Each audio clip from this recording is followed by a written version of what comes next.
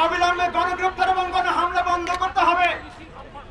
গ্রেপ্তারকৃতদেরকে অবিলম্বে মুক্তি দিতে হবে। উনার কাছে দেন 2 নম্বর দাবি, ভাই সারা দেশের সকল শিক্ষা প্রতিষ্ঠান থেকে এতগুলো তো ধরা যাবে না। রাষ্ট্রীয় এবং সরকারি গুন্ডা বাহিনী প্রত্যাহার করতে হবে। শিক্ষার জন্য সকল শিক্ষা প্রতিষ্ঠান অবিলম্বে খুলে দিতে হবে।